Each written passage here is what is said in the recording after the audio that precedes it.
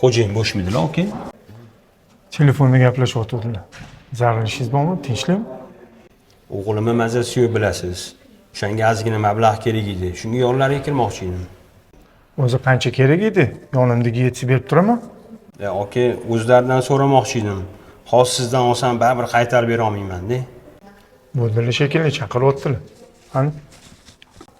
Nima masala ekan bo'ladi? O'zlari tushuntirib bera qolsinlar. Bolam mazasi yo'q edi. Kecha doktor yopchiquvdi, licheyni yozib beruvdi. Dorilari ozgina qimmatroq ekan.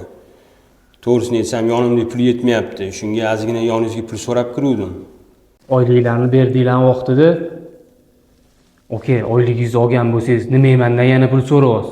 Arzimagan muammolar bilan kirib kelmanglar, o'zim mamti katta problemalarim yetadi. Bo'shatib qo'ying xonani. Uzr xo'jayin, bezovta qildim.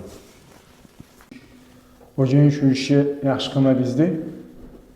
Haqiqatan pulga muhtoj edi. Farzandi og'ir kasal bo'lib yotibdi. Men yordam qilay desam, olmadilar. Yordam qilsa bo'lardi ozgina. Muqaddas. Lapi, assalomu alaykum. Va alaykum assalom. Qachon berasan olgan qarzingni? Insofing bormi o'zi? Opaqijon, uyda ro'zg'ordan, boladan ortmayapti. Qo'limga pul tushishi bilan olib chiqib beraman. Ozgina sabr qilib turing.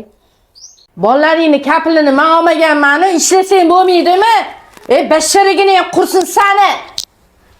Yig'lamang oyi, men katta bo'lsam boy bo'lib ketaman-ku, sizga ko'p narsa beraman. Uy, mashina olib beraman oyijon. Bolam, katta bo'lib boyib ketsang, hamma qiynalgan odamlarga yordam bergin. Ulardan qarzingni hech qachon so'rab olmagin. Xo'p bo'ladi oyijon. Okey, to'g'ri aytasiz. Ozgina qizishib ketib qolman. Bu akani ishlarini o'zingiz hal qilasiz, hammasini bo'yningizga olasiz, borib operatsiya qildirish kerak bo'lsa, qildiring. Nech pul kerak bo'lsa, men o'zim beraman. Xo'p. Bo'ldi, xo'jayin. Hammasini o'zim hal qilaman.